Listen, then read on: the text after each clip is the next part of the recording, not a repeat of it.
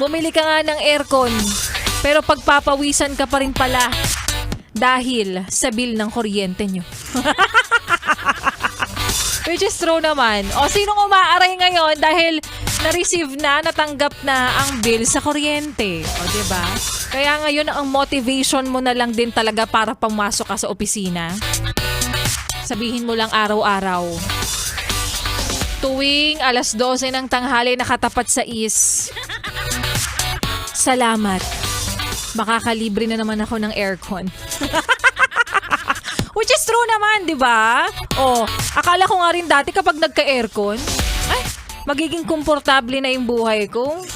Hindi pa rin pala, yes, friend. Dahil kada oras, kada minuto, kada segundo na pag-ikot ng metro ng aircon ay katumbas na pagkabawas at pagkalagas din pala ng aking ipon.